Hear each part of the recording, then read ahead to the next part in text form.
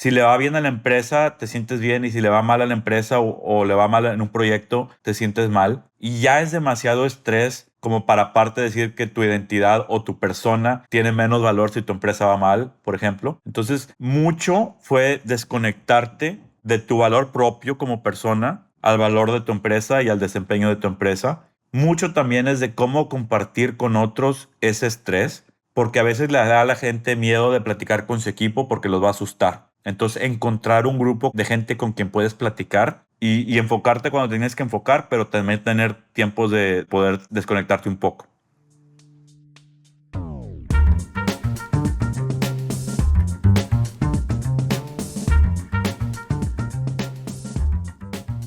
Antes de empezar este episodio, si eres ángel inversionista, me gustaría invitarte al club de Ángeles de Latam registrándote en nuestro sitio angelesdelatam.com y sé parte del club donde estaremos haciendo eventos, compartiendo deal flow, haciendo comunidad y mucho más. Y si eres founder en etapa temprana en Latinoamérica, en 500 te queremos conocer. Nuestra oferta hoy es de $300,000 y estamos evaluando compañías todos los días del año. Preséntanos tu startup en nuestro sitio latam.aplica.500.co. Bienvenidos y bienvenidas a este nuevo episodio de Ángeles de Latam. En esta ocasión tengo a un gran invitado, un mexicano desde Silicon Valley, Domingo Guerra. Domingo es mexicano y lleva desde el 2004 en Silicon Valley. Su carrera la ha dedicado en gran parte a ciberseguridad y hoy Domingo se describe como un experto en ciberseguridad, emprendedor, angel investor y startup advisor. En el 2011 fundó Authority, una empresa que en el 2018 vendió a Symantec, uno de los líderes de la industria que seguramente ya debes de conocer, donde ahí pasó poco más de 2 años. Su portafolio como ángel inversionista incluye más de 30 inversiones y aquí te voy a contar un par: Cryptos, Hackmetrics, Incode, Strike, Jan3, Originals Bots, Jive, Holtz, Códiga y Entryless, por mencionar algunas. Domingo, mil gracias por acompañarnos. ¿Cómo estás? Muy bien, René, un placer platicar contigo y con tu audiencia también. Muchas gracias por la oportunidad. Me encanta tenerte acá, Domingo, porque tuve la oportunidad de conocerte en persona hace pues ya un par de semanas en San Francisco en nuestro Demo Day y me quedé con muchas ganas de que podamos contar no solamente tu historia como ángel inversionista, sino también tu historia como emprendedor mexicano en Silicon Valley, que creo que tenemos que contar y ojalá podamos contar muchas de esas historias, que es una historia también de éxito. Y entonces, como sabes, me encanta arrancar con esta pregunta de ¿cuál es tu historia? Cuéntanos cuál es la historia de Domingo Guerra. Sí, yo nací en Monterrey y en Monterrey muchas veces pues los héroes de niños eran futbolistas o deportistas, o si te gustaban los negocios pues eran los emprendedores que empezaron pues empresas ya muy grandes de México o de nivel mundial que habían empezado ahí en el norte.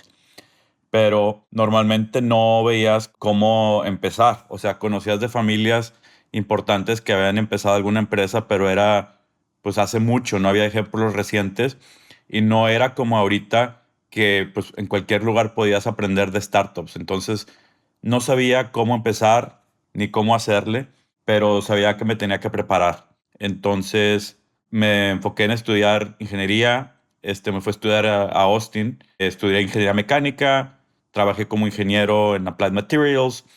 Estaba diseñando robots para el área de semiconductores. Me encantaba estar tipo en el laboratorio, trabajando con proyectos con diferentes tipos de robot. Pero también me di cuenta que me faltaba mucho de ser ingeniero a ser emprendedor. No sabía mucho del lado de cómo lanzar productos a mercado, cómo venderlos. Si simplemente hacía el diseño, pues sabía parte del lado técnico. Entonces, en las tardes empecé a estudiar una maestría. Ya para entonces ya estaba en Palo Alto. Entonces estudié también ingeniería mecánica, pero más del lado de diseño y de lanzar, para cómo lanzar productos en Stanford. Después de que me gradué, me cambié de empresa, me fui a Brocade, que hacían rutadores de fibra óptica, y ahí estaba ya enfocado en traer productos al mercado. Entonces trabajaba con ingeniería, trabajaba con el equipo de diseño y producción, pero luego también empecé a trabajar con ventas, con marketing, con finanzas, en cómo poder determinar más, no solamente del lado técnico, sino de todo lo demás que requiere para lanzar un producto que le vaya bien en el mercado. Y ya estaba, pues a lo mejor un poco más listo para ser emprendedor, pero no tenía todavía la confianza. Entonces empecé otra vez a estudiar y en las noches estudié un MBA en Santa Clara, en la Universidad de Santa Clara. Y ahí ya me enfoqué de 100 en emprendimiento. Lo que me gustó del programa de MBA es que podías seguir a cualquier maestro y armar tu propio currículo. Y ahí pues tomé clases con todos los maestros que habían emprendido, o sea, para ver qué podía aprender de ellos. Y por fin me dijo uno que tiene razón, pues no vas a aprender cómo emprender en un libro o en una clase, aprendes haciendo. Y como que se me acabaron las excusas y se me acabaron las cosas que me faltaban por estudiar y convencí a un amigo de lanzar una empresa en el 2011 enfocada en seguridad móvil. Y pues eso es donde ya por fin creo que comenzó ya al 100 mi enfoque en startups, mi enfoque en esa vida de emprendedor. Lanzamos la empresa, creo que muy optimistas, como la mayoría de los emprendedores, y también sin saber lo difícil que iba a ser. Pero bueno, aprendimos mucho por las buenas y por las malas. Hicimos bootstrapping todo un año mientras que armábamos el producto. Logramos levantar una serie A en el 2012, casi 13 meses después de que empezamos, después de ganar un evento de la empresa más innovadora de RSA, que es una conferencia de ciberseguridad en San Francisco. Y bueno, levantamos serie A, serie B, tuvimos muchos episodios que ahorita podemos platicar donde ya mero quebraba la empresa, hubo una demanda muy fuerte de propiedad intelectual que logramos sobrevivir. Y en el 2018 vendimos la empresa a Symantec, donde ya pues era un gigante, la empresa más grande de ciberseguridad del mundo. Un año después, Broadcom compró a Symantec. Broadcom se enfocaba, bueno, es un gigante ahorita que ya también compraron a VMware. Y ahí me tocó hacer la transición del producto y del equipo a los sistemas de Symantec y luego manejar todo el go-to-market para el portafolio de ciberseguridad de Broadcom, donde me quedé 2 años. Y ya los últimos 2 años desde entonces he estado ya enfocado en trabajar más directo con startups, recientemente con Incode, que fue una de mis inversiones o trabajos como Angel Advisor, y luego ya recientemente ya casi al 100 como Angel Investor. Pero bueno, eso ha sido un poco un resumen corto, espero, de mi carrera hasta ahora y podemos platicarlo ya más detalle. Gracias por compartirlo así, Domingo. Me encantaría hacer doble clic en un montón de cosas que acabas de decir. Ya me apunté todas. Y me encantaría arrancar por el qué te llevó a Silicon Valley, que me parece que eso es probablemente un punto en tu vida que es pivotal, maybe. Sí, sí, sí. Y a mí, te digo, me encantaba vivir en México, estar en Monterrey con mi familia, ahí sigue toda mi familia, pero cuando me puse a analizar dije, bueno, si quiero aprender a surfear, pues no puedo vivir aquí, tengo que ir a la playa, ¿verdad? Si quiero ser emprendedor, yo sentía que tenía que estar en un ecosistema que ya existe, que te da pues, los más beneficios posibles y te sube las probabilidades de triunfar, porque ya sabemos que pues es muy difícil triunfar como emprendedor, es muy difícil, las startups la mayoría van a fallar, pero dije, bueno, si puedo ir a un lugar donde a lo mejor hay más ayuda, puedo aprender más rápido y ojalá tener mejor probabilidad de triunfar. Entonces, mucho de mi vida, desde la maestría en delante, en dónde trabajar, en dónde vivir, estaba con la meta única de tratar de ser emprendedor y tratar de triunfar en este ecosistema. Súper, o sea, literal, te mudas con el apetito de estar expuesto a ese ecosistema, pero ¿cómo lo hiciste? ¿Te fuiste a buscar un trabajo? ¿Te fuiste a estudiar? Ahorita mencionaste mucho estudio en tu carrera profesional, ¿no?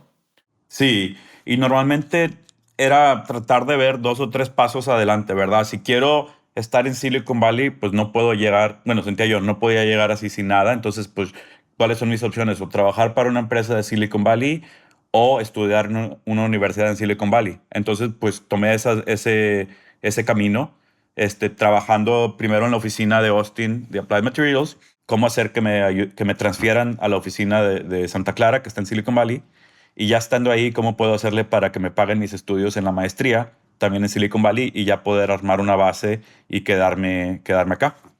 Lo hiciste por diseño y eso me lleva a la siguiente pregunta. Authority es tu primer compañía como emprendedor y es la que vendes, ¿correcto? Sí fue la primera empresa que lanzamos. Tuvimos varios proyectos iniciales antes de levantar la empresa. Mi co-founder y yo, por ejemplo, éramos amigos, pero no sabíamos si podíamos trabajar bien juntos o no, si iba a ser buen fit. Entonces él tenía unas aplicaciones que te ayudan como consumidor a ver si cuando entra una llamada, pues es alguien de telemarketing o es spam o algo así, y te ayudaban a bloquear las llamadas. Entonces no era como que un proyecto suficientemente grande para lanzar empresa, pero sí aprendimos a trabajar juntos y sí generaba pues algo de ingresos la aplicación. Entonces nos dio certeza que sí íbamos a saber trabajar juntos y que el lado de móvil iba a ser interesante para trabajar también ahí. La empresa Authority la empezamos al principio enfocada en otro producto, se llamaba también diferente, se llamaba Balam, que es el jaguar maya, pero nadie le entendía el nombre y el primer producto era demasiado temprano para el mercado. Estábamos, creo que 3 o 4 años por delante de las necesidades del mercado. Era para hacer lo que se llamaba whitelisting o blacklisting, aprobar o rechazar aplicaciones para dispositivos, porque pensábamos que, por ejemplo, Android lo iban a usar en los hospitales o como un smart grid o cosas así, que sí sucedió, pero en el 2011 no estaba listo el mercado para eso. Entonces nuestro primer intento de compañía murió con el nombre del producto y ya cuando lanzamos Authority ya fue la empresa que sí fundamos bien y fue la que últimamente acabamos vendiendo. Qué cool historia, Domingo, porque la razón de por qué te lo pregunto es que hace un minuto nos compartías la analogía de que si quieres surfear hay que estar en la playa y también en algún momento mencionaste que si querías emprender, tú sabías que te tenías que preparar. Y entonces la pregunta también que te hice de si te fuiste a Estados Unidos para terminar en Silicon Valley por diseño, me suena a que tu primera interacción, a pesar de tener todo lo que nos acabas de describir, que es lo que lleva a la primera compañía, que es la primera de venta, tenía la probabilidad de éxito que tuvo porque toda la preparación previa la diseñaste para que así fuera. Y esto me hace pensar en un tema que he estado discutiendo en otros episodios que tiene que ver si un emprendedor necesita tener experiencia previa para ser exitoso en su emprendimiento. Podríamos calificar experiencia previa de cualquier forma o definirla de cualquier forma. Tú construiste experiencia previa estudiando y trabajando. ¿Qué opinas alrededor de eso? Porque siento que llegaste a fundar la compañía hasta que te sentiste listo para fundar una compañía.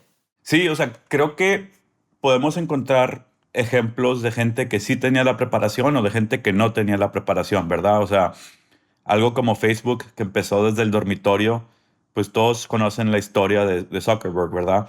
Y fue no solamente su primera empresa, pero su único trabajo que ha tenido.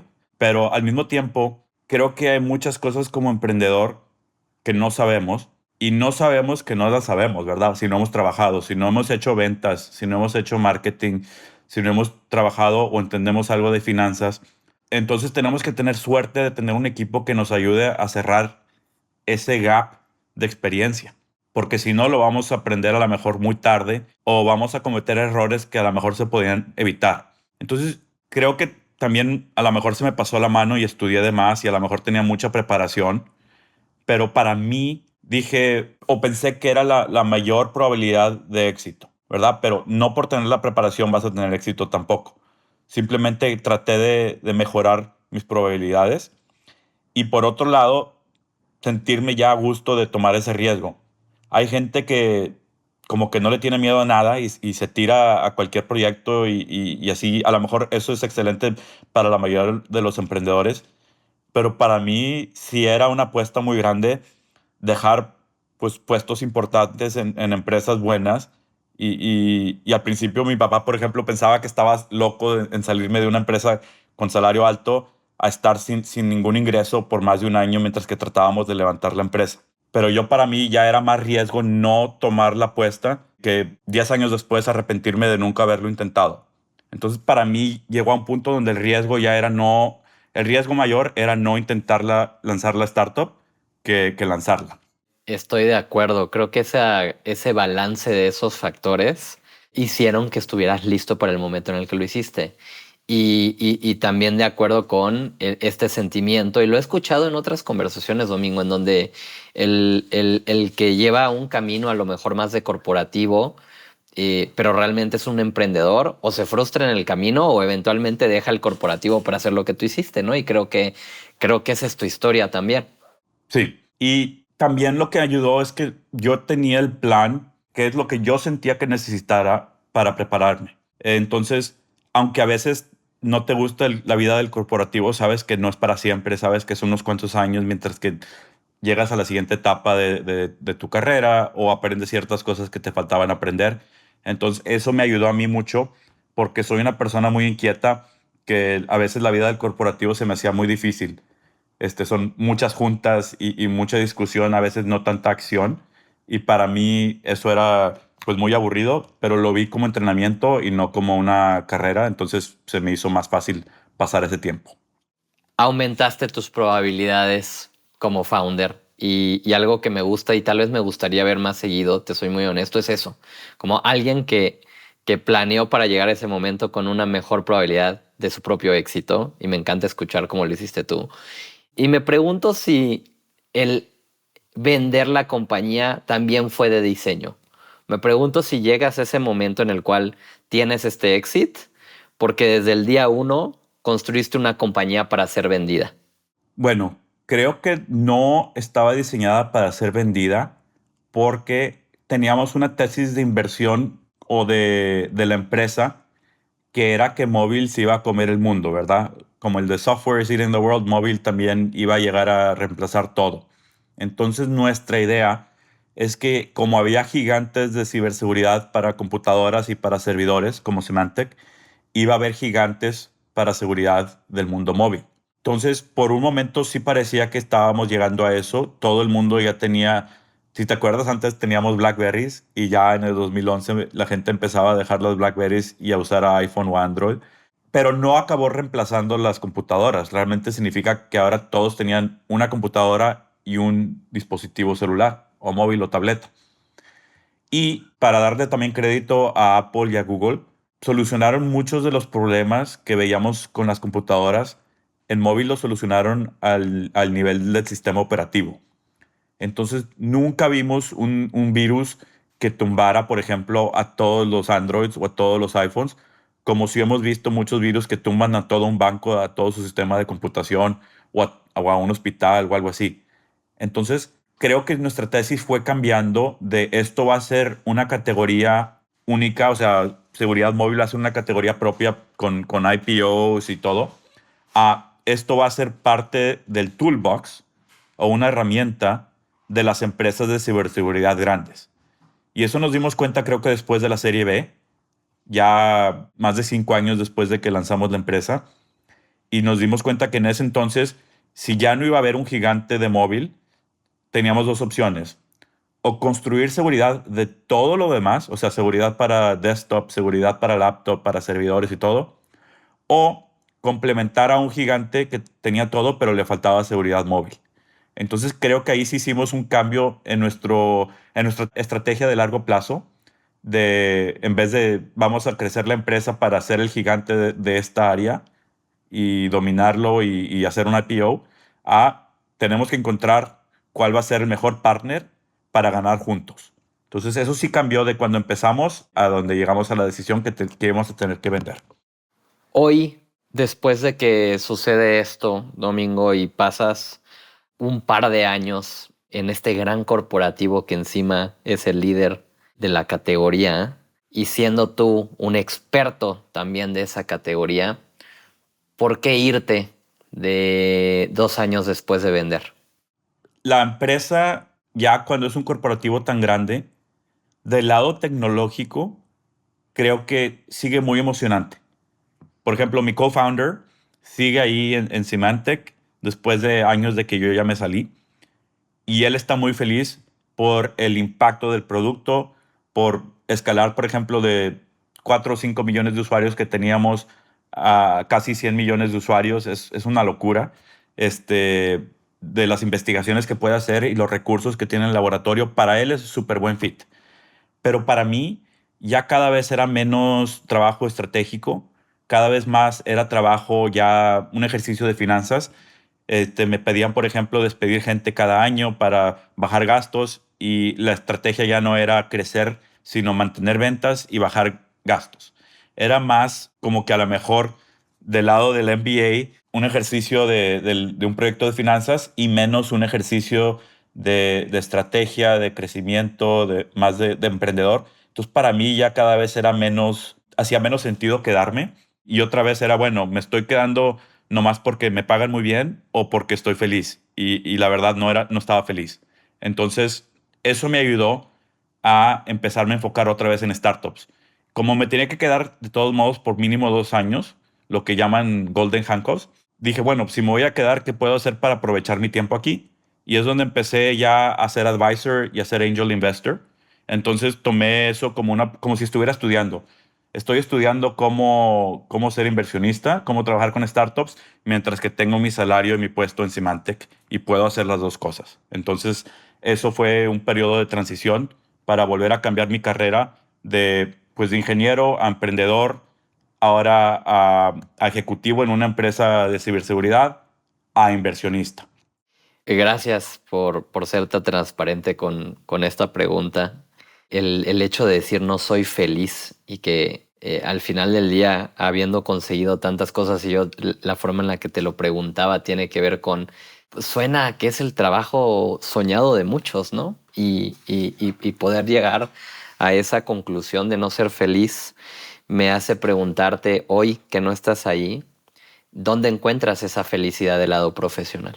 Sí, y a veces es una pregunta muy personal porque te sientes culpable por no estar contento si estás en un puesto muy padre o con un salario muy alto o trabajando en proyectos también muy padres. Y dije, bueno, entonces, si no era eso, ¿qué era lo que a mí me hacía feliz? Y creo que pues, te ayuda mucho a ver etapas de tu vida o de tu carrera profesional donde aunque hayan sido muy difíciles, pues has estado muy emocionado, muy contento todos los días. Y para mí era o emprender o ya después de trabajar con startups, ver cómo puedes ayudar a alguien que está emprendiendo y ayudarles a triunfar. Y creo que para mí eso pues, me ayudó mucho a dar claridad en mis metas personales y en mis metas pues, de carrera también, de cómo decir, bueno, ya no soy un joven de veintitantos años, o sea, tengo 44. En mi siguiente etapa de la carrera tampoco tengo que planear qué voy a hacer estos 5 años y luego lo siguiente y luego lo siguiente y luego lo siguiente. Ya estoy buscando algo que decir, bueno, ¿cuál va a ser el siguiente capítulo de mi carrera donde ya sé qué es lo que me hace feliz? Y eso creo que también me dio confianza en enfocarme ya más en el mundo de las startups, ya sea como trabajar en ellas o ser advisor o ser inversionista, porque para mí esa incertidumbre que existe al emprender, obviamente es una oportunidad de resolver un problema muy grande, pero también es muy emocionante. Nunca te vas a aburrir, nunca te vas a cansar de solucionar problemas y de resolver preguntas que a lo mejor parecían imposibles. Y ese proceso de descubrimiento constante, para mí, pues es lo mejor. Entonces eso me ayudó también a decidir qué hacer. Oye, Domingo, esto que describes como esta diferencia tiene que ver con capacidad de roles distintos, ¿no? Suena a que en donde más te disfrutas, a pesar de que a lo mejor a veces hay momentos retadores, es en la etapa en la que construyes. Y me encantaría que me ayudes a entender cómo es que se ve diferente como el rol del ejecutivo que tenías. Pues recientemente platicaba yo con un amigo y me decía, René, es que al estar en una compañía que es pública, pues al final del día las metas vienen atadas a que la acción tenga buen performance y no necesariamente a lo que nos gusta hacer como negocio. Me llamó mucho la atención ese comentario. Y ahorita mencionaste, pues tu trabajo se vuelve más financiero. ¿Era eso? ¿Era cómo todos los días estoy trabajando para el valor de la acción? Sí, y a veces es muy directo. Las metas son, tenemos que bajar los gastos o los costos por X%, porque eso va a subir la acción Y%, ¿verdad? Entonces, las metas eran muy, muy financieras. El cliente ya no es la voz más importante, sino el mercado. Hace cuenta era aunque el cliente no esté feliz, pero que no vayan a cancelar el contrato.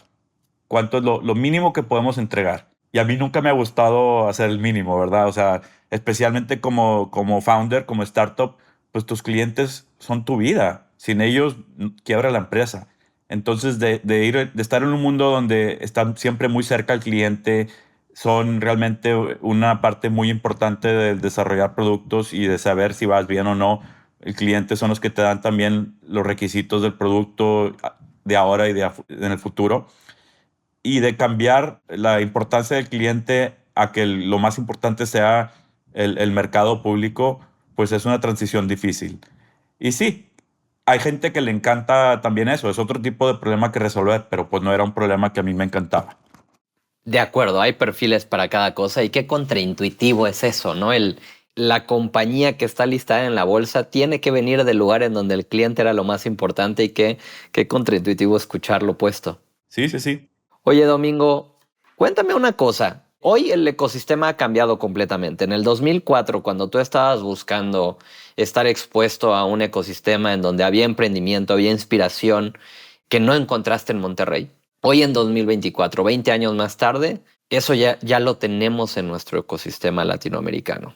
No es necesario, desde mi punto de vista, tener que ir a Silicon Valley para ser emprendedor, para construir historias de éxito en tecnología en nuestra región, pero a ti te tocó en un momento diferente hacerlo.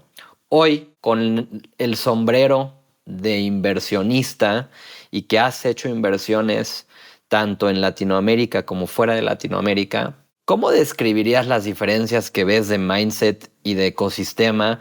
Porque seguramente debes de encontrar muchas. Especialmente veo en tu estrategia un apetito por regresarle a Latinoamérica, en donde hoy ya no vives, pero eres latinoamericano.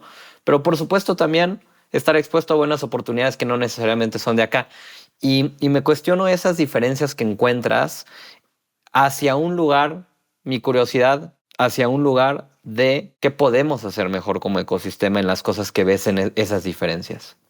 Sí, creo que mucho empieza desde qué tipo de ejemplos tenemos, ejemplos a seguir o personas a las que les podemos pedir ayuda o consejo, asesoría, que son pues muy importantes del ecosistema. Porque una clase de Stanford, por ejemplo, había un proyecto que cada quien tenía que traer una empresa que haya sido empezada por alguien de Stanford, un alumno o exalumno, que no esté ya en una lista.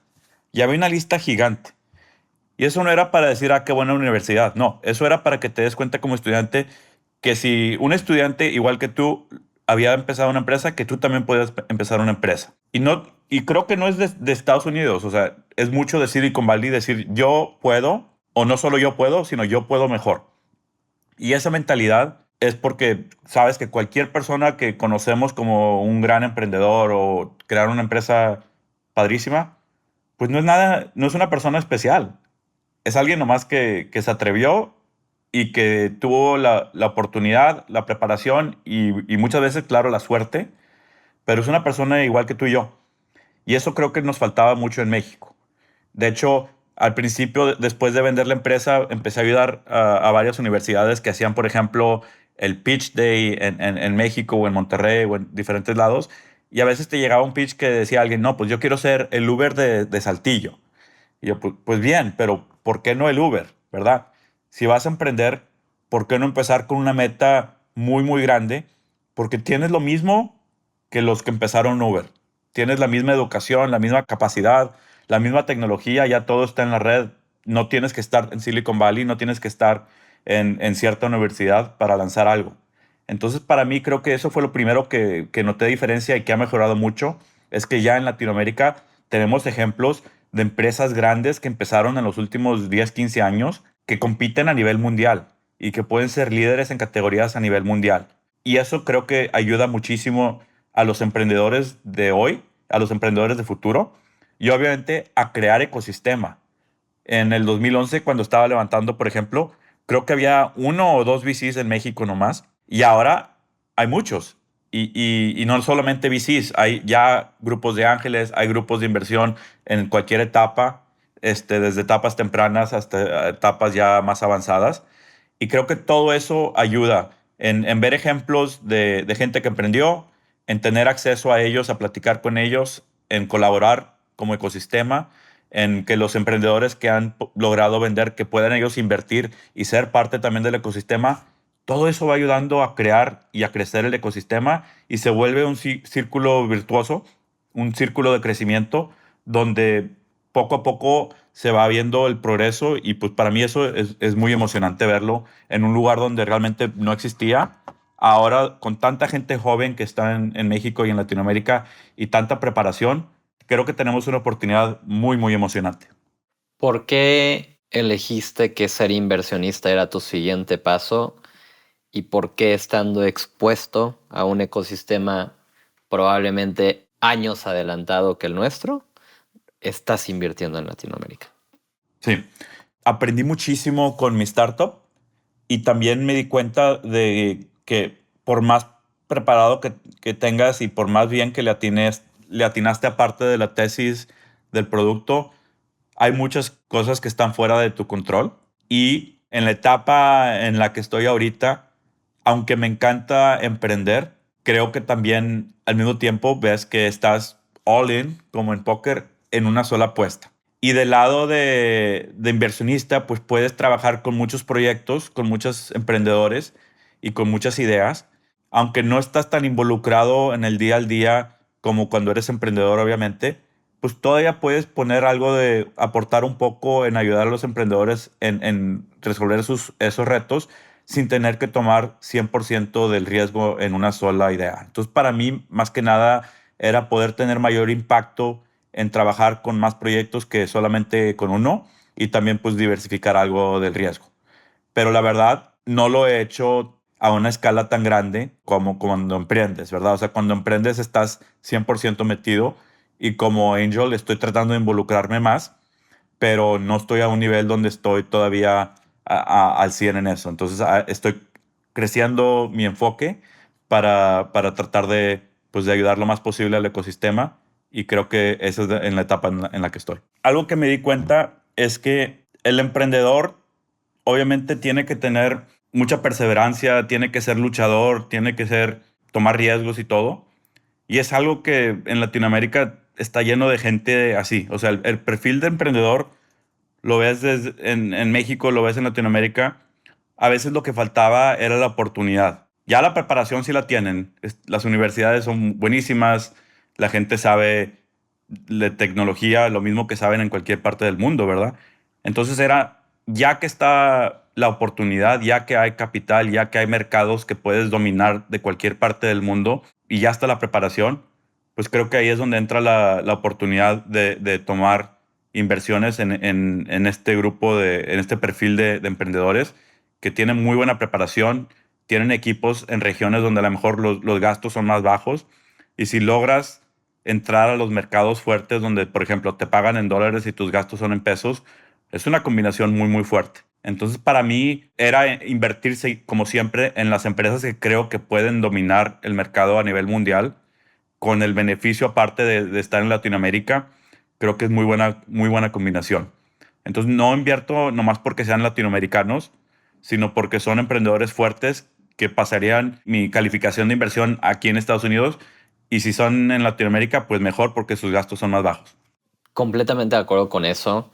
Mencionaste un par de cosas que me gustan. La primera es el hecho de que encuentras el talento con perseverancia y que la TAM está lleno de talento, sin duda es algo en lo que todos vamos a coincidir. Pero ese componente de cobrar en dólares y gastar en pesos es un componente que, aunque suena obvio, no todo el mundo lo tiene. Y quien logra, en el ejemplo que mencionabas en el Uber de X ciudad, ¿por qué no cuestionarte desde el principio la ambición de el Uber punto? Te lleva a ese escenario. Domingo, cuéntanos un poquito de cómo empezaste a invertir, porque algo que me gusta de todo lo que nos has contado es que te ha gustado mucho en todas tus etapas prepararte y estudiar. Y algo que he mencionado muchas veces en el podcast es que me gustaría que este espacio también inspirara a potenciales inversionistas de nuestra región. Entonces, ¿cuál fue tu camino para poder hoy decir soy angel investor? como mencionaste, es la preparación y para eso, pues es como empezar con pasos chicos antes de tomar un salto grande. Para mí, empecé como advisor desde antes de vender mi empresa. Entonces, pues desde antes de tener capital que invertir. Y eso es algo que todos podemos hacer. A lo mejor no tienes dinero para invertir, pero tienes talento en mercadotecnia, en ventas, en ingeniería, en algo que a una startup a lo mejor le falta gente con esa capacidad o esa experiencia. Y no tienes que trabajar para ellos tiempo completo. Puedes empezar como un advisor y decir, ¿sabes qué? Yo te ayudo a armar tu equipo de seguridad, o yo te ayudo con el go-to-market, o yo te ayudo con un diseño de la página web o el diseño de tu presentación, algo. Y en vez de que me pagues, que las startups normalmente no tienen mucho capital que pagar, pues me pagas con acciones. Y yo empecé así, ayudando amigos que eran emprendedores, con ciertos proyectos o con ciertos temas o con el fundraising y te daban algo de acciones y ya estabas tú como, no inversionista, pero como advisor en ese ecosistema. Y conforme te sientes tú con más confianza de que sí realmente aportaste, sí realmente ayudaste, pues puedes también empezar a trabajar con más emprendedores, ya que tienes algo de track record también. Entonces yo empecé así. Después empecé con cheques muy, muy chicos. La verdad, antes, si invertías, tenías que invertir mucho dinero. Y ahora hay plataformas y sindicatos, por ejemplo, de ángeles, donde como grupo, Los Ángeles o el sindicato, el syndicate, invierte una cantidad, pero la mejor, los cheques de cada ángel son chicos, desde $1,000, por ejemplo. Entonces, después de ser advisor, empecé ya a escribir cheques chicos y conforme también empieces a aprender cómo evaluar startups, al principio o te dan ganas de invertir en todas o te dan ganas de no invertir en ninguna. Entonces, conforme vas creando tu propio pues, perfil de inversionista, en qué tipo de proyectos quieres trabajar, cómo evaluarlas, te da más confianza también de invertir más. Y así es como empecé. Entonces, como advisor, luego con cheques chicos y luego ya a cheques más grandes, donde no es por parte de un sindicato, sino ya a través de una inversión directa. Me gustaría profundizar en la primera parte, en la parte de advisor, porque siento que suena demasiado fácil, pero realmente no lo es. Y del otro lado, para el founder, me gustaría también dejar un mensaje de que esto tiene que venir con mucha exigencia. O sea, si vas a dejar un par de acciones para un advisor, más vale que ese advisor ayude mucho, ¿no? Entonces, en tu caso, ¿cuál fue la experiencia de cómo medir cuánto ayudabas y a cambio de cuánto? ¿O cómo podías poner eso con una claridad muy, muy grande? Porque desafortunadamente he visto malas experiencias con este modelo, como también he visto muy buenas, ¿no? Claro. No, es muy buen punto porque también hay gente que se aprovecha de los emprendedores y creo que es, pues obviamente, en vez de ayudar al ecosistema, están perjudicando mucho. Entonces me tocó, por ejemplo, ver founders de la TAM que me escribían y decían, oye, nos quieren cobrar, no sé, 5% del round por hacer una introducción a los inversionistas o algo así, que a mí se me hizo una locura. O sea, acá las introducciones son gratis, obviamente, estás tratando de ayudar a la gente. Entonces, yo creo que al principio empecé simplemente ayudando sin pedir nada y oye, ¿cómo escojo un despacho de abogados para hacer la incorporación? O cómo me conviene platicar con los ángeles o con los inversionistas, o ayúdame a revisar la presentación. Yo creo que al principio era nomás ayudar sin pedir nada y luego cuando me ofrecieron ser advisor, ya fue del emprendedor y no fue que yo llegué y dije, bueno, me pagas X y te ayudo y si no, no. Entonces creo que ayudando primero es lo que demuestras tú el valor de lo que puedes aportar y luego también parte de eso es aconsejarlos de cuánto es lo normal o no, porque tampoco vas a cobrar como si fueras pues, pues un empleado full time muy importante, porque no les vas a dar tanto tiempo tampoco. Entonces creo que eso es un aprendizaje del inversión, no del inversionista, del advisor y de los emprendedores en cómo encontrar un modelo que sí valga la pena realmente para ellos, porque está cerrando pues unos gaps que tienen de experiencia o de talento o de recursos y que para ellos valga la pena también. Y te das cuenta si vale la pena o no cuando te ofrecen extensiones o te ofrecen más oportunidades a futuro. Correcto. Me encanta que lo hayas dicho. O sea, definitivamente no se trata de abusar del emprendedor. En etapa temprana, evidentemente, faltan muchas cosas por construir. Y entonces el hecho de que el advisor, y lo voy a poner entre comillas, advisor, sea el que viene con experiencia, no le da derecho de desbalancear la ecuación, ¿no? Al contrario, es voy a ayudar, y ahorita lo mencionaste de una forma que me gustó mucho. Primero voy a ayudar sin esperar nada a cambio, y cuando ese a cambio exista, al final del día es igual que la apuesta que haber puesto dinero, ¿no? Podría funcionar y podría no funcionar. Y si puedes poner dinero en una de esas, hasta es mejor ecuación, ¿no? Ambas cosas al mismo tiempo. Y sí, y llega un punto también donde es como poner dinero porque estás poniendo tu tiempo. Y si tienes trabajo y familia y a lo mejor algunas otras startups que estás ayudando, pues no puedes ayudar a 50 o a 100 o nada, ¿verdad? Entonces, también es parte de la decisión ya como advisor, oye, sí les voy a ayudar y sí voy a tomar no sé cuántas horas por semana o por mes o algo en platicar con el equipo, en ayudarles con el proyecto, en hablar con clientes o lo que requiera, pues también estás invirtiendo tu tiempo ahí. Y como dices, a veces de ahí sale la oportunidad de ya invertir en la siguiente ronda y pues también tienes mucho más confianza en el equipo porque ya trabajaste con ellos. Sabes cómo reaccionan a los problemas, sabes cómo piensan, sabes cómo operan como equipo y te da una perspectiva que a lo mejor el inversionista no tiene y el inversionista nuevo, digo. Entonces eso también me ha ayudado mucho a hacer la transición de advisor a angel investor.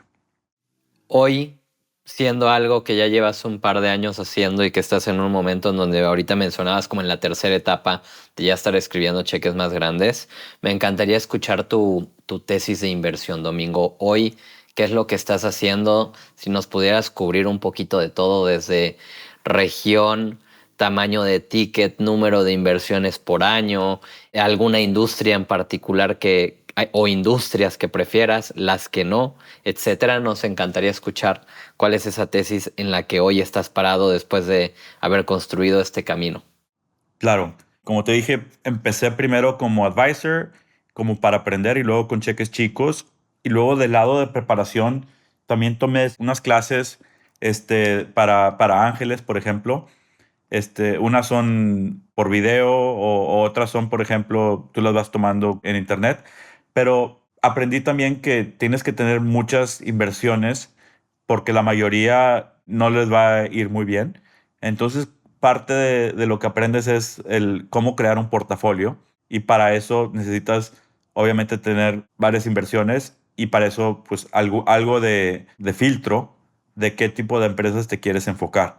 Entonces, creo que al principio tenía miedo de nomás enfocarme en las industrias que conozco porque no iba a estar muy diversificado. Pero después de ver varias oportunidades en otros sectores que nunca he trabajado, como no sé, hay proyectos que están diseñando un tipo de comida nueva o algo para el consumidor o un producto que realmente no puede aportar nada más que dinero.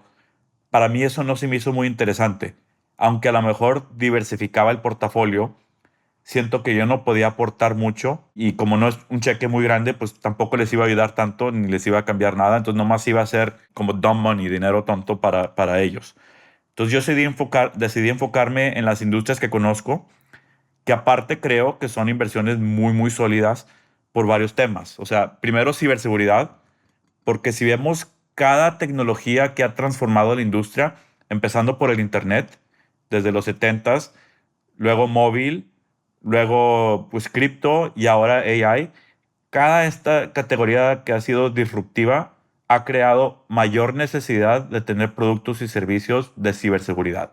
Entonces, para mí, ciberseguridad es muy amplio porque incluye fraude, privacidad, seguridad ya física y digital. Creo que es una industria que para siempre va a requerir mayor inversión y mayor innovación y desarrollo. Entonces, eso es una base. Y la otra base muy importante para mí es la modernización de empresas y corporativos, el digital transformation, que también se está acelerando cada vez más. Empezó otra vez con internet y web y online sales y todo, a presencia móvil. Ahora como todas las empresas van a tener algo relacionado con AI. Creo que eso también está acelerando la adopción de productos y servicios nuevos y creo que los emprendedores que se enfocan en esas industrias, pues tienen, a lo mejor es difícil venderle al corporativo, pero ya que sabes venderle, es un negocio muy fuerte, porque pues los corporativos y los negocios en general tienen dinero y si les ayudas a vender más o protegerse, es algo que es business critical, que creo que es más fácil aprender a triunfar ahí que en la industria del consumidor. Entonces, para mí, esas dos son claves. Y luego el tercer sector creo que es más como moonshots, como sectores que a lo mejor van a revolucionar una industria entera. Entonces, ahí a lo mejor son diferentes tipos de inversión, pero para mí son apuestas todas del lado corporativo o B2B y todas relacionadas con o proteger o transformar una industria, ya sea por regulación, por miedo a perder su negocio o su dinero, o por darles eficiencias y reducir gastos. Es lo que pues, me ha traído mucho y lo que siento que son buenos fuentes de innovación también. Súper. Entonces, describes una atención a estos tres que compartes, mucho inclinado a tu experiencia. Yo coincido contigo en enfocarte en lo que más conoces, a pesar de que algunos podrían hacer exactamente por donde habías iniciado el tren de pensamiento de esta conversación, de decir, oye, ya estoy muy expuesto a esto, mejor busco otras cosas, pero sin duda alguna creo que tu experiencia es muy valiosa. Y entonces describes industrias sobre tu tesis, describes el hecho de tener que construir un portafolio. Para ti, ¿qué quiere decir construcción de portafolio? ¿Qué te da diversificación suficiente? ¿Y cómo lo piensas de pronto en un panorama de 10 años? Sí, creo que el panorama de 10 años es importante porque también, pues algo que me di cuenta con mi propia empresa es cuánto te puedes tardar en que a una empresa, aunque le vaya bien, a lo mejor de cuando empezaste a donde hay un exit, pues pasan 10 años, ¿verdad? Entonces, no puedes tener, si tienes un portafolio para invertir en startups de X cantidad, pues no puedes hacer toda esa inversión en un año y luego esperar 10 años en ver si hubo retorno o no. Entonces creo que parte de la diversificación viene con el tiempo también, que es, bueno, cuántas empresas realísticamente puedo evaluar cada año, cuántas puedo escoger, cuántas les puedo ayudar, porque especialmente como Ángel, pues si quieres entrar a un round de una empresa que todo el mundo quiere invertir, tienes que poder aportar algo, no nomás el dinero, ¿verdad? Entonces eso también ayuda con la construcción de portafolio. Yo les puedo ayudar, yo sé como comprador, cuando yo era ejecutivo en una empresa, cómo comprar software, sé cómo les vendes todo eso. Entonces, ¿qué puertas puedo abrir? ¿Cómo les puedo ayudar al equipo? Y eso también te ayuda a diversificar la inversión en cuestión de tiempo. No puedo ayudar a 50 empresas al año, entonces no voy a invertir a 50 empresas al año. Y eso me ayuda a que mi portafolio se va formando a lo largo de los años, vas viendo qué industria o qué sector de la industria va bien, vas cambiando o mejorando tu tesis y vas tomando ya inversiones más, les vas haciendo el fine tuning conforme vas aprendiendo también. Perfecto. Región, etapa y ticket promedio de esa tesis. Sí, región, la verdad, por naturaleza, por estar en Estados Unidos, la mayoría de mi portafolio está acá o son empresas de otras partes del mundo que venden a clientes de aquí. Pero fuera de Estados Unidos, la TAM es el más grande para mí, más que Europa o Asia o cualquier otra región. También porque, pues, obviamente por mi network y porque vas conociendo gente y porque los mismos emprendedores, pues, que quieren vender en Estados Unidos o levantar capital acá, me han buscado. Y la verdad, mucha gente dice que no funciona el cold call, pero sí, a mí me han llegado muchísimas oportunidades de gente que pide algún consejo y luego platicamos o nos conocemos en persona y me gusta apoyarlos o trabajar con ellos y de ahí surge la oportunidad de invertir. Entonces, creo que región, Estados Unidos y la TAM, la mayoría, etapa, la mayoría son seed o serie A. Creo que ya cuando una empresa está en etapa de expansión masiva, pues hay menos que pueda ayudar yo. Ya tienen un equipo más completo, ya tienen mucha experiencia de los founders o del equipo que tengan y ya nomás es capital lo que buscan, donde a lo mejor yo no puedo hacer cheques muy grandes.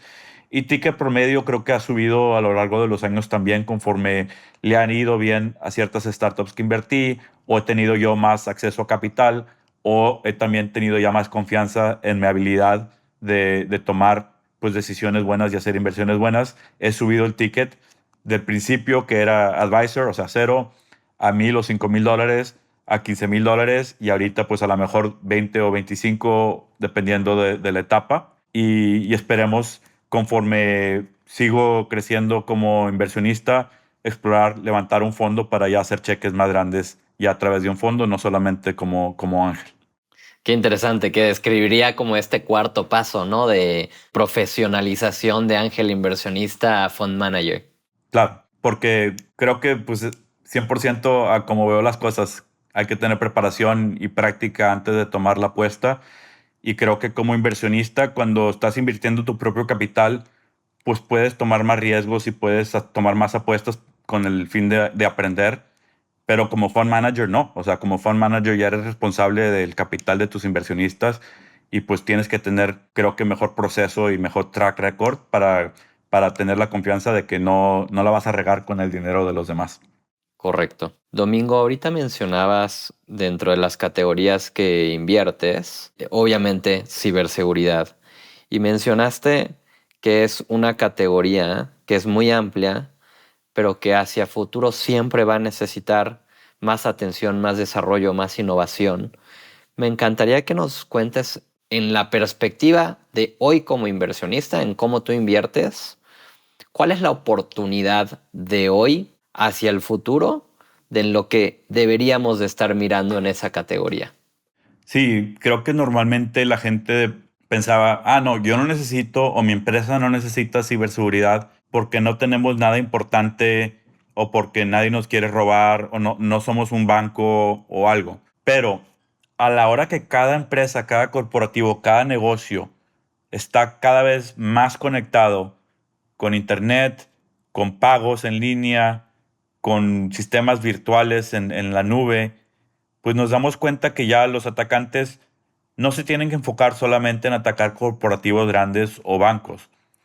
Si a un corporativo grande les tumban un sistema, por ejemplo, con ransomware, pues pagan el rescate o tienen un sistema de seguridad de backup avanzado y salen adelante, ¿verdad? Pero si tú tienes un negocio chico o una startup y te bloquean tu código o te bloquean tu servidor, pues a lo mejor ya mataron tu empresa, ¿verdad? O tu negocio. Entonces creo que cada vez más gente se da cuenta que ya todos somos targets y a la hora de que los atacantes están usando las tecnologías más nuevas, ya los atacantes están usando bots de AI, por ejemplo, para hacer phishing, pues ya te das cuenta que ni siquiera saben a quién están atacando necesariamente. Pueden soltar el ataque así, a dejarlo libre y que el ataque, el bot esté atacando corporativos o tratando de entrar a empresas y ya que entran, sacan el ransomware y ya después, después ven cómo lo cobran o cómo cobran el rescate. Entonces yo creo que ese trend, por ejemplo, de que los atacantes son cada vez más y cada vez usando más tecnologías, la única manera de combatirlo es invertir más en la protección. Y es un juego de seguir invirtiendo. Los atacantes van a invertir, la defensa tiene que invertir y seguir innovando en soluciones nuevas. Entonces, para mí es uno de los mercados donde, de los pocos mercados donde año a año el budget de ciberseguridad sigue creciendo. El budget de marketing a lo mejor baja cuando hay recesión, el budget de ventas también, o sea, hay budgets que suben, hay budgets que bajan, pero el único que siempre ha subido los últimos 15 años es de seguridad. Hoy, o sea, una pregunta que me viene a la cabeza es, ¿dónde está ese deal flow? ¿No? En Latinoamérica hay cosas de ciberseguridad, sin duda. De hecho, en el intro mencionábamos un par de las compañías que tienes invertidas y un par eran de LATAM y de ciberseguridad. Pero siendo tú alguien que lleva tanto tiempo pensando y construyendo en esta categoría, ¿dónde buscas este deal flow? Ahí es donde a veces la experiencia que platicamos al principio del lado corporativo ayuda mucho. La idea de Authority, por ejemplo, nació porque yo estaba en un corporativo que no tenía nada que ver con seguridad, pero nos pidieron no usar iPhone. Dijeron, no, ustedes solamente pueden usar BlackBerry, no vamos a dejar que nadie use iPhone. Y como ingeniero dije, no, pues yo averiguo cómo usarlo y lo supe instalar sin que me ayudara nadie del equipo de sistemas, por ejemplo. Y al rato todos tenían ya iPhone. le sacamos la vuelta al corporativo y obviamente pues estaba malo porque pues estábamos exponiendo a lo mejor datos confidenciales. Entonces me di cuenta que esto iba a pasar siempre, que era un problema grande y de ahí salí yo a emprender a resolverlo. Pero creo que así han nacido la mayoría de las startups de ciberseguridad. Empezaron con un problema que vivieron dentro de un corporativo y dijeron, lo tenemos que arreglar. Y si lo vamos a arreglar, ¿por qué no nomás arreglarlo para una empresa, sino para todas? Y de ahí nacen. Entonces, del lado de Dealflow, muchas veces es gente que salió de corporativos grandes, gente que salió de universidades donde ya enseñan ciberseguridad, y esas las vemos en Estados Unidos y en Israel, por ejemplo.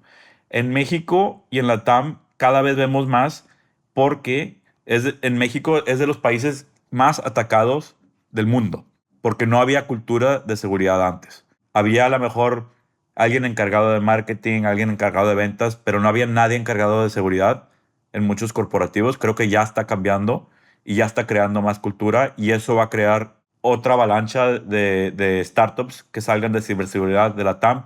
Son gente que lo tuvo que resolver dentro de su corporativo y luego lo quiere resolver en grande. Hay algunas verticales de startups que se pueden hacer, o sea, puedes hacer una startup en esa vertical con el combo de dos founders, muy típico el hacker y el hostler, ¿no? Y pienso en algunas en donde la sofisticación de la parte técnica de pronto no es tan relevante, más que la parte de saber construir software. Pero ciberseguridad es mucho más profundo que eso. ¿Cuál es el equipo ideal que estás buscando cuando se te presenta una oportunidad en una startup de ciberseguridad? En ciberseguridad es o empiezan con un problema grande donde va a haber mercado y oportunidad para que muchos puedan triunfar, o empiezan con una solución muy novel, muy diferente a un problema actual o a futuro. Entonces creo que muchas veces es empezar con el primer filtro es la idea y el segundo filtro es el equipo, donde en otros mercados a lo mejor el primer filtro es el equipo. En ciberseguridad normalmente empiezan resolviendo algo que no se ha podido resolver o que la gente tiene miedo que va a ser un problema muy, muy grande. Pero ya el equipo en sí, o tienen alguien técnico o tienen alguien que es muy bueno en trabajar con clientes, porque muchas veces la verdad es que los clientes te dan tu producto, te ayudan a construir tu producto en tiempo real. Eso ciertamente lo vimos nosotros en Authority, que llegábamos con una idea, nuestro producto hace estas tres cosas y el cliente dice, perfecto, te lo compro, pero me faltan estas 50 cosas también que no sé cómo resolver. Entonces, esa habilidad de estar cerca del cliente, de tener clientes tempranos o pilotos con empresas grandes, las veo como muy, muy buenas para decidir en quién invertir, porque hay tanta necesidad, hay tanto gap actual entre cobertura y en protección, que un cliente que esté trabajando con el equipo les va a acelerar el producto 1000 veces. Pero entonces estamos describiendo el mismo combo, ¿no? Un combo de un técnico con un gran vendedor. Más mi pregunta, Domingo, es hacia la parte técnica y ahorita que hemos hablado mucho de optimizar tus probabilidades de éxito, esa preparación previa en esta categoría de ciberseguridad, ¿qué tan relevante la consideras cuando estás evaluando ese equipo? Siendo de pronto una vertical que requeriría, en mi interpretación, más sofisticación del lado técnico. Sí, muchos de las startups, por ejemplo, de Israel, que dices como región, ¿cómo puede ser que tengan tantos emprendedores fuertes de ciberseguridad? Es porque todos tienen que pasar por el ejército y el ejército tiene un departamento de ciberseguridad muy fuerte. Entonces, la preparación obviamente les ayuda mucho del lado técnico, pero, por ejemplo, mi co-founder nunca estudió carrera. Fue hacker que aprendió él solo y creo que eso es un perfil muy interesante porque en muchas startups dices, es que este co-founder estudió en MIT o en Stanford o en el Tech o en una universidad técnica, pero en ciberseguridad he visto muchísimas empresas con gente que a lo mejor nunca estudió, pero sí tienen la preparación técnica del lado de self-taught o un hacker que empezaron a lo mejor haciendo hacking malo y luego se convirtieron en hackers buenos, ¿verdad? Entonces creo que sí es importante tener algo de la preparación, pero más que nada no tiene que ser académica, es más que es alguien que desde chico a lo mejor le gustó ver cómo funcionan las cosas, cómo las puedo romper y luego cómo las puedo arreglar. Sí, de acuerdo. No, no, experiencia previa no se puede resumir únicamente a educación. Siempre tiene que ver con, pues lo que te dijo ese profesor, ¿no? No vas a aprender a emprender de un libro. Bien, Domingo, nos estamos terminando el tiempo y me encantaría hacerte una última pregunta, que es con la que me gusta cerrar todos los episodios. Cuéntanos, que seguramente debes de tener muchas anécdotas, pero cuéntanos una anécdota de uno de los momentos que haya sido de los más emocionantes o de pronto el más difícil que hayan marcado más tu carrera como emprendedor o como ángel inversionista. Creo que como emprendedor tenemos muchas historias bonitas y emocionantes, pero la que más resalta de la etapa más difícil fue después de más de un año de estar bootstrap, firmamos el contrato de la Serie A, el term sheet, y estábamos muy, muy emocionados. Nos fuimos de fiesta. Eso fue, haz de cuenta, un miércoles en la noche. Y el jueves en la mañana timbraron la puerta y era una demanda de un competidor que nos había tratado de comprar. Entonces fue de los altos más altos a un bajo súper bajo en menos de 24 horas y tener que marcarle a los inversionistas y decirles, oye, ya sé que firmamos el term sheet, pero hay noticias nuevas, nos están demandando. Y fue un periodo muy difícil, pero al mismo tiempo donde te das cuenta lo valioso que es un buen inversionista que está en tu equipo y que es parte de tu equipo, que no nos cambiaron los términos, de hecho dijeron que nos iban a ayudar con eso y fueron 3 años de pelea fue hasta corte y todo, o sea, como en las películas tuvimos que ir a defendernos de un patent troll y acabamos ganando y no perdimos la empresa, que teníamos miedo que íbamos a perder la empresa, pero sí gastamos mucho, mucho dinero defendiéndonos y ellos gastaron más. Pero bueno, fue un periodo difícil que a lo mejor terminó en algo feliz en que continuamos la empresa, pero al mismo tiempo, al gastar casi la mitad de la ronda A en defendernos, pues perdimos mucho tiempo y mucho enfoque en algo que pudo haber sido un periodo de crecimiento y de desarrollo. Entonces también muchas veces me pregunto si no hubiera entrado esa demanda, a lo mejor hubiera sido otra la trayectoria de la empresa y es un ejemplo de algo que está completamente fuera de tu control. Si a alguien se le ocurre tratarte de demandar o no y usar las cortes en tu contra. Y lo uso como ejemplo de que puede ser todo bien, un buen producto, un buen equipo, buenos inversionistas, y eso nos pudo haber matado. Entonces, como a veces algo es fuera de tu control que puede completamente cambiar la empresa y cómo te va. Wow, 3 años te tardaste en eso. Sí, sí, sí. Y era volar de San Francisco a Boston una vez al mes o más, porque allá fue de donde era la empresa. Primero tratar de salir por las buenas, después por las malas, hasta que acabó en corte. Pero bueno, fueron 3 años de distracción donde teníamos que tener la mitad del enfoque en la empresa y en crecer y la mitad del enfoque en defendernos.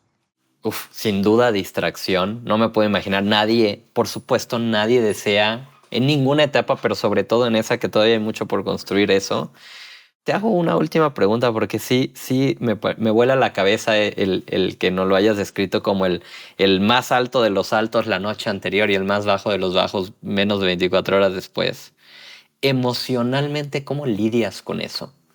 Porque son 3 años de, me puedo imaginar, mucho estrés, ansiedad, estar haciendo, preparándote para esa negociación, corte, lo que sea, para algo que en verdad no estabas ahí para hacer eso. No, no, no, no lo deseaste nunca. Claro, creo que mucho de lo que yo he tenido muy buena conexión con los founders en los que soy advisor o inversionista es en esos temas, del tema emocional, el tema de burnout, el tema del estrés, porque para muchos estamos tan enfocados en el proyecto o en la startup que casi se vuelve parte de tu identidad, ¿verdad? Entonces, si le va bien a la empresa, te sientes bien, y si le va mal a la empresa o le va mal en un proyecto, te sientes mal. Y ya es demasiado estrés los altos y los bajos como para aparte decir que tu identidad o tu persona tiene menos valor si tu empresa va mal, por ejemplo. Entonces, mucho fue desconectarte de tu valor propio como persona, como humano, al valor de tu empresa y al desempeño de tu empresa. Mucho también es de cómo compartir con otros ese estrés, porque a veces le da a la gente miedo de platicar con su equipo porque los va a asustar. O en mi caso, no le decía a mi esposa lo estresado que estaba porque luego ella también se va a estresar. Entonces, encontrar un grupo de gente con quien puedes platicar. Y para mí me ayudó mucho estar en un grupo que se llama Founders Network, por ejemplo, que es mentoring, peer mentoring de founders a founders. Y lo vi parte como ayudar y parte como terapia, simplemente hablar de lo difícil que es. Y te das cuenta que otros founders te entienden inmediatamente y te dan consejos o nomás escuchan mientras que te estás desahogando. Eso me ayudó mucho. Y luego también no olvidarme de hacer ejercicio y tratar de tener algo de enfoque en salud también, porque a veces te metes de todo en la startup y no estás cuidándote de ti mismo. Pero creo que mucho fue tratar de separar que el valor de la empresa y que la empresa es una entidad y yo soy otra, y enfocarte cuando tienes que enfocar, pero también tener tiempos de poder desconectarte un poco. Hoy, esto que cuentas, ¿lo ves como un aprendizaje o en ese momento sí lograste separar y verlo, pues yo diría lo describes muy transaccional? No, creo que es algo que fui aprendiendo, no tenía desde el principio, y vas aprendiendo por necesidad y por consejo de otros emprendedores también. Y al mismo tiempo creo que es algo que como inversionistas se puede aportar mucho a los equipos con los que trabajamos en decir que no por ser inversionista te tienen que decir todo va bien, ¿verdad? Porque muchas veces, ¿cómo va todo? Ah, no, perfecto, porque no quiero que se preocupe la gente. No, pero si está perfecto, no tengo que ayudarte. Los problemas no son malos, ¿verdad? O sea, son cosas que tenemos que resolver y se vuelve la empresa más fuerte y el emprendedor más fuerte al resolverlos. Entonces creo que mucho es en hacerlo como que está bien platicar de los problemas, estar bien platicar del estrés, está bien si te tienes que tomar unas vacaciones como emprendedor o tienes que descansar o algo, porque si no, no vas a aguantar. El estrés es muy alto y los bajos pueden ser muy bajos si no tienes un equipo de apoyo y de soporte. De acuerdo. Y me quedo mucho con eso, Domingo, el separar el... Siempre, al menos en Latinoamérica, creo que somos muy de una cultura en donde lo que hacemos o construimos es lo que nos define, ¿no? Es lo que somos. Y sin duda, creo que esto último que mencionas de poder separarlo es, y que emprendedores que nos escuchan también lo escuchan de alguien como tú, decir, está bien háblalo, está bien separarte, está bien tomar las vacaciones, etcétera. Así que con eso nos quedamos, Domingo. Te agradezco muchísimo tu tiempo para este episodio. Si alguien hoy que nos está escuchando quisiera estar en contacto contigo, ¿cuál es la mejor forma de contactarte, ya sea para presentarte su compañía, hablar de inversiones, etcétera? Sí, creo que me pueden encontrar en LinkedIn o por correo también, domingo@guerra.vc. Estoy a sus órdenes y encantado, René, muchísimas gracias por la oportunidad. Padrísima la plática de hoy. Me la disfruté mucho, Domingo. Mil gracias. Y como siempre, para todos los que nos escuchan y llegaron hasta aquí, les agradezco por estar acá escuchándonos. Si eres un emprendedor o una emprendedora, recordarte que en 500 estamos invirtiendo en etapa temprana $300,000 en todo Latinoamérica.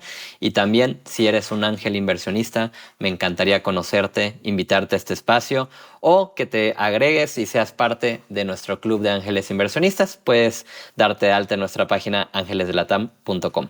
Mil gracias y nos vemos en el siguiente episodio.